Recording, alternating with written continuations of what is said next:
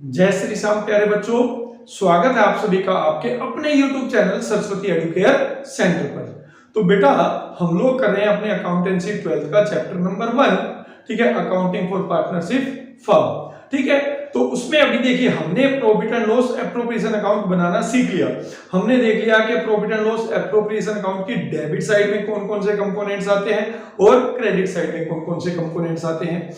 अब हमें क्या सीखना है? हमें सीखना है कि बेटा वो जो कंपोनेंट्स आते हैं उनको हमें कैसे कैलकुलेट करना है। तो उसी को ध्यान में रखते हुए सबसे पहले हम सीखेंगे बेटा how to calculate amount transfer to reserve, यानी प्रॉफिट में से कैसे हम लोग रिजर्व कैलकुलेट करते हैं। ठीक है, यहाँ पर रिजर्व कैलकुलेट करने के अलग अलग मेथड है बेटा। तो आज की क्लास में हमें सीखना है कि कैसे उन अलग अलग मेथड से आपको रिजर्व की वैल्यू कैलकुलेट करनी है।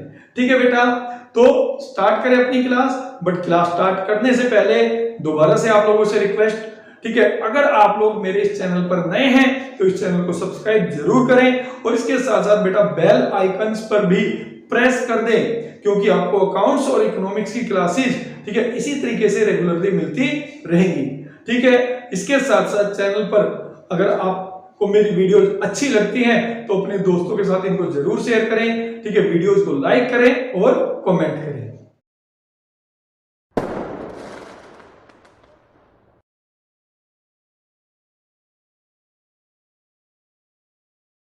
सबसे पहला केस है वो है when amount of reserve calculated as percentage of net profit, यानी हमें रिजर्व निकालना है और वो नेट प्रॉफिट का एक परसेंटेज होगा। क्वेश्चन में आपका प्रिस्क्राइब्ड होगा कि भाई आपको 10% ऑफ नेट प्रॉफिट रिजर्व के रूप में रखना है या फिर 5% ऑफ नेट प्रॉफिट रिजर्व के रूप में रखना है। तो यहाँ पर नेट प्रॉफिट का मतलब क्या होता है, पहले आप ये समझ लीजिएगा।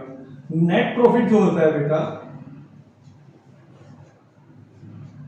वो होता है profit after all the charges.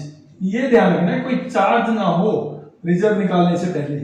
ठीक है, जितने भी चार्ज हैं वो सब आपको पहले माइनस करने हैं, उसके बाद उसका जो परसेंटेज दे रखा है बेटा वो आपको कैलकुलेट करना है and that will be your amount of reserve. ठीक है, जैसे मान लीजिए आपका क्वेश्चन में नेट प्रॉफिट दे रखा है 1 लाख रुपीज। ठीक है, परसेंटेज ऑफ रिजर्व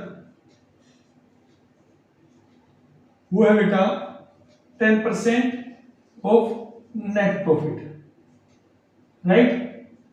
तो यहां पर नेट प्रॉफिट दे ही रखा है 1 लाख, तो रिजर्व हो जाएगा बेटा 1 लाख का 10%, that is equal to 10,000 rupees. ठीक है, तो ये आपका आंसर आ जाएगा। ठीक है, आपको नेट प्रॉफिट जो दे रखा है उसका एक परसेंटेज निकाल लेना है और वो आपको रिजर्व के रूप में ट्रांसफर कर देना है। तो इसमें आपको देखना होता है लिखा कैसे है। ठीक है, अब बात करते हैं इसके सेकंड केस की। तो बेटा जो आपका केस सेकंड है वो है amount of reserve calculated as percentage of divisible या फिर डिस्ट्रीब्यूटेबल प्रॉफिट। ठीक है, तो अब देखिए वहां पर नेट प्रॉफिट पे था, यहां पर डिविजिबल या डिस्ट्रीब्यूटेबल प्रॉफिट पर है। तो सबसे पहले तो आपको पता ही होना चाहिए ना बेटा कि डिविजिबल या डिस्ट्रीब्यूटेबल प्रॉफिट होता क्या है, तभी तो आप रिजर्व निकाल पाओगे। तो डिविजिबल या डिस्ट्रीब्यूटेबल प्रॉफिट वो प्रॉफिट होता है बेटा जो profit and loss appropriations account बनाने के टाइम पर सारे प्रोविजंस पार्टनरशिप डीड के फॉलो करने के बाद जो बचेगा, ठीक है, जिसको कि हम पार्टनर्स में प्रॉफिट शेयरिंग रेशो में डिस्ट्रीब्यूट करते हैं या डिवाइड करते हैं, उसी को कहते हैं डिविजिबल या फिर डिस्ट्रीब्यूटेबल प्रॉफिट। ठीक है, चलिए कोई बात नहीं, अगर नहीं समझ में आ रहा तो मैं आपको एक इक्वेशन लिख के बता देता हूं कि कैसे डिविजिबल प्रॉफिट हम निकालेंगे। Divisible profit equal to net profit, obvious सी बात है आफ्टर ऑल द चार्ज, ठीक है, plus interest on drawing minus interest on capital minus salary और minus commission to any partners. ठीक है, तो ये देखिए ये आएगा डिविजिबल प्रॉफिट। आपने सारी चीजें घटा दी, उसके बाद ये जो प्रॉफिट बचता है वो कौन सा बचेगा, जो पार्टनर्स में डिस्ट्रीब्यूट होना चाहिए प्रॉफिट शेयरिंग रेशो में, उसी प्रॉफिट को हम डिविजिबल या डिस्ट्रीब्यूटेबल प्रॉफिट कहते हैं। ठीक है, एक बार हम लोग निकाल के देख लेते हैं। मान लीजिए एक फर्म का जो नेट प्रॉफिट था बेटा वो था 1 लाख रुपए। ठीक है, इंटरेस्ट ऑन ड्रॉइंग को लेके कोई प्रोविजन नहीं था। मान लीजिए इंटरेस्ट ऑन कैपिटल देना था 20,000 रुपीज। ठीक है, सैलरी देनी थी 30,000 रुपीज। राइट, कमीशन का कोई प्रोविजन नहीं है। तो यहां पर डिविजिबल प्रॉफिट कितना हो गया? 50,000। ठीक है, ये वो प्रॉफिट है जो अब हमारे पास बचा है पार्टनर्स में डिस्ट्रीब्यूट करने के लिए। ठीक है, तो ये जो 50,000 है इसका हमें एक परसेंटेज निकालना है, वो कहलाएगा आपका रिजर्व। तो पहले डिविजिबल प्रॉफिट निकालना है आपको, उसके बाद परसेंटेज निकालना है। मान लीजिए आपको दे रखा है percentage of reserve equal to 10%।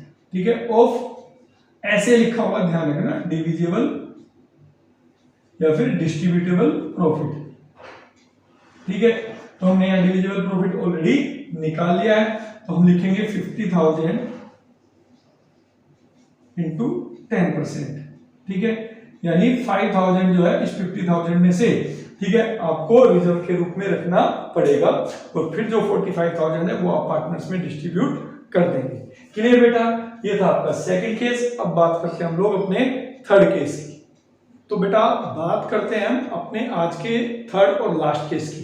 ठीक है, तो इस केस में हमें अमाउंट ऑफ रिजर्व कैलकुलेट करना है as percentage of net divisible profit. ठीक है, अब देखिए डिफरेंस है, पहले वाले में लिखा था परसेंटेज ऑफ डिविजिबल प्रॉफिट और इसमें लिखा है percentage of net divisible profit. तो यहां पर आप पूछेंगे सर इसमें क्या डिफरेंस है? देखिए वहां पर जो फॉर्मूला लगाया था हमने लगाया था net divisible profit into rate upon में 100, आपका रिजर्व निकल गया था।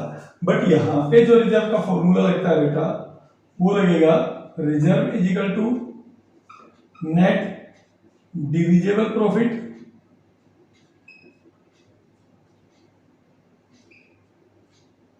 इनटू रेट अपॉन में 100 प्लस रेट।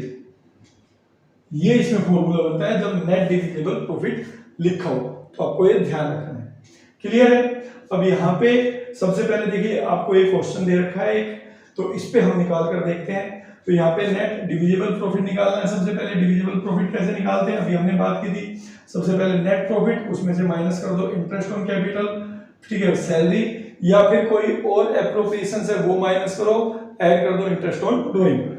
ठीक है, इससे पहले वाले मेथड में हमने पूरा फॉर्मूला लिखा था। तो यहाँ पे केवल दो ही एप्रोप्रिएशंस के नाम पर बेटा, एक इंटरेस्ट ऑन कैपिटल और एक पार्टनर सैलरी। और नेट प्रॉफिट दे रखा आपका 1 लाख। तो 1 लाख में से 45,000 माइनस करोगे तो नेट डिविजिबल प्रॉफिट आ जाएगा बेटा 55,000। ठीक है, अब यहाँ पर रेट दे रखा बेटा 10% ऑफ नेट डिविजिबल प्रॉफिट। तो यहाँ पे आप लिखेंगे 10 और यहाँ पे हो जाएगा 110। ठीक है, तो आपका आंसर हो जाएगा बेटा 5,000। आपका आंसर हो जाएगा 5,000। तो ये इसका लास्ट मेथड था। ठीक है, रिजर्व किस तरीके से हम निकालते हैं आज की क्लास में हम लोगों ने ये चीज भी क्लियर कर ली। तो आई होप आपको ये चीजें अच्छे से समझ में आई होगी। तो अब मिलेंगे बेटा अपनी नेक्स्ट क्लास में, तब तक के लिए बेटा जय श्री श्याम।